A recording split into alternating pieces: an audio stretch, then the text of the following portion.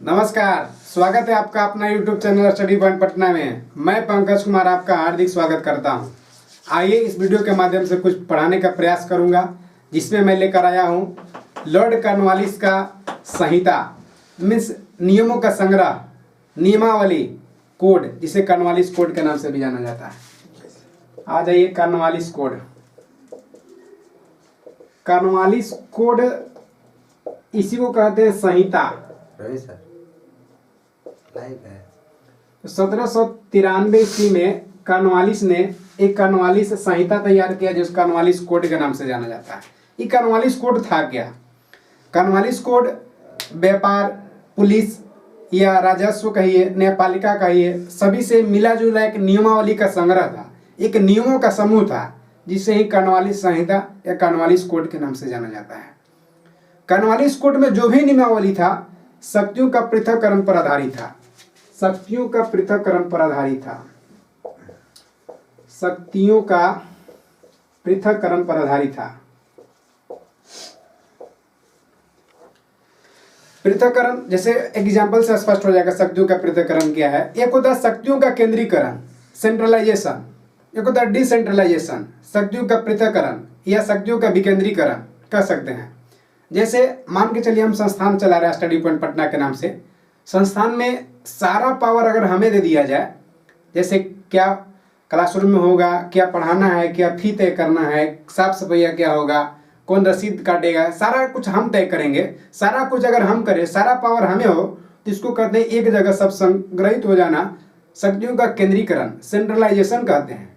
लेकिन यही पावर बांट दिया गया, तीनों को पावर दे दिया, आई कार्ड चेक करने के लिए, किसी को रसीद काटने के लिए या साफ सफाई कराने के लिए, तो पावर का बांट दिया, तो इसको कहते हैं शक्तियों का पृथक्करण या शक्तियों का विकेंद्रीकरण। अब कॉर्नवालिस कोड जो संहिता है, ये तैयार सर जॉर्ज बार्लो किया था। सर जॉर्ज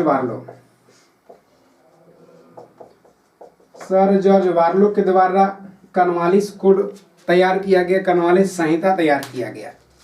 तो शक्तियों का पृथक्करण पर आधारित है, जॉर्ज बार्लो तैयार किया है। 1793 में कॉर्नवालिस कोड दिया गया है, यह कॉर्नवालिस संहिता जो लॉर्ड कॉर्नवालिस के द्वारा दिया गया है। अब इस कॉर्नवालिस कोड में क्या क्या नियमावली था, इसका हम लोग चर्चा करेंगे। जैसे इसमें लिखा हुआ है कि ईस्ट इंडिया कंपनी के उच्च पदों पर या सेवाओं पर भारतीयों को वंचित किया जाए। मतलब ईस्ट इंडिया कंपनी का जो भी पदाधिकारी होंगे, अधिकारी होंगे, जो उच्च बड़ा बड़ा पोस्ट होगा, बड़ा बड़ा पद होगा, सारे पर भारतीय लोग नहीं रहेंगे। उस पर यूरोपवासी रहेंगे, या तो इंग्लैंड रहेंगे, या यूरोप का कोई भी जो यूरोपीय ईस्ट इंडिया कंपनी के वहाँ से बुलाए गए हैं उन लोग रहेंगे। लेकिन भारतीयों को वंचित कर दिया गया, वैसा पद पर भारतीयों को नहीं रखा जाएगा, कॉर्नवालिस कोड में कहा गया। और इतना ही नहीं किया, जो भी उच्च पद था सब यूरोपियों के लिए संरक्षित कर दिया। मतलब सुरक्षित रखा, रिजर्व रखा कि ईस्ट इंडिया कंपनी का जो भी उच्च पद होगा सब ईस्ट इंडिया कंपनी के कर्मचारी भी रहेंगे, या यूरोप से जो आएंगे, इंग्लैंड से आएंगे, उन लोग रहेंगे। और भारतीयों के लिए अधिकारियों की संख्या भी कम कर दिया। मतलब भारतीयों का पोस्ट जैसे बहुत कम, सीमित मात्रा में कर दिया। पहले भारतीयों को वैकेंसी निकलता था तो बहुत ज़्यादा भारतीय को शामिल किया जाता था, लेकिन कॉर्नवालिस कोड के तहत भारतीयों की संख्या भी कम कर दिया गया। भारतीय कर्मचारी बहुत कम पैमाने पर आने लगे। और इसमें क्या किया, तो कार्यपालिका न्यायपालिका पृथक्करण कर दिया।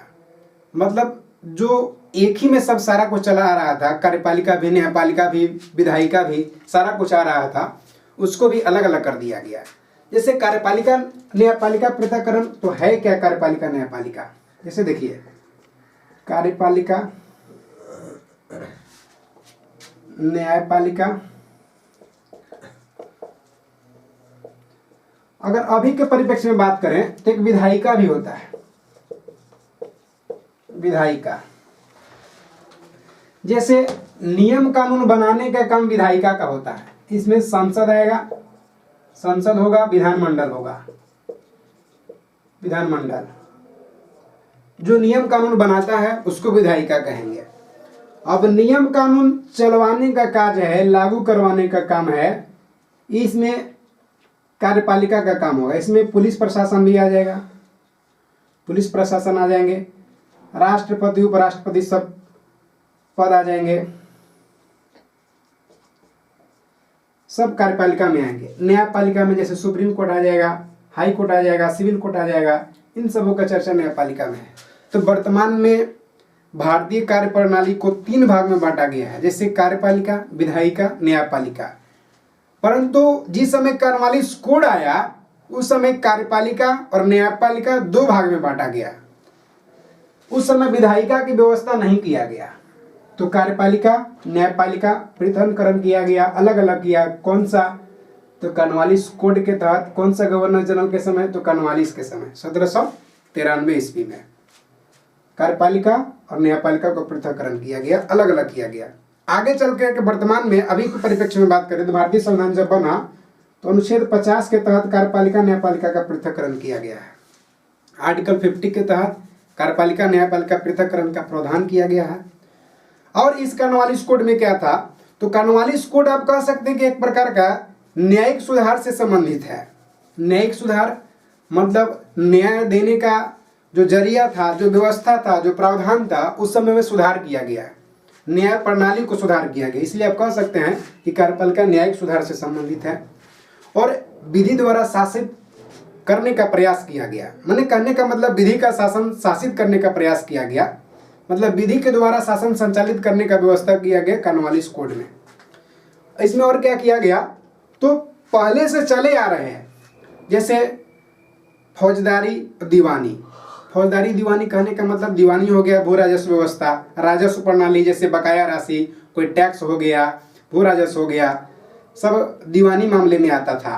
फौजदारी जैसे मारपीट हो गया, झगड़ा झंझट हो गया, न्याय प्रणाली हो गया, वो सब एक तरह से आप कह सकते हैं कि फौजदारी मैटर में आता था।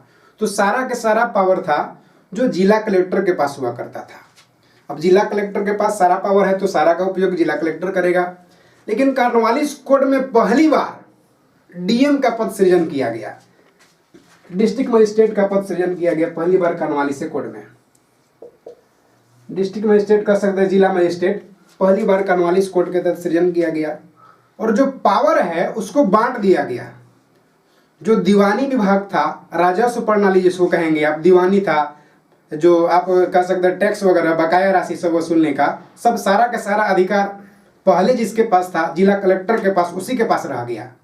लेकिन न्यायपालिका प्रणाली, न्याय देने का अधिकार डिस्ट्रिक्ट मजिस्ट्रेट के पास चला गया, जिला मजिस्ट्रेट के पास चला गया। न्याय प्रणाली, न्यायपालिका से संबंधित जो है अधिकार, एक नया पद का सृजन करके लॉर्ड कार्नवालिस जिला मजिस्ट्रेट के पास दे दिया गया।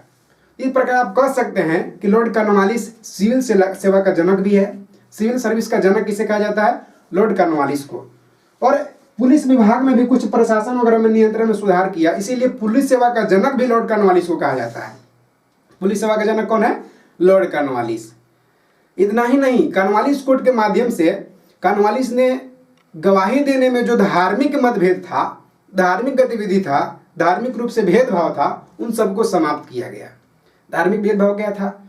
तो अगर कोई गुनाह किया है तो उसको सजा मिलता था, एक न्यायपालिका के पास जाता था। लेकिन गवाह देने का अधिकार सिर्फ और सिर्फ हिंदू धर्म को छोड़ करके बाकी धर्मावलंबियों को था। मतलब कह सकती हैं आप इस्लामिक को था।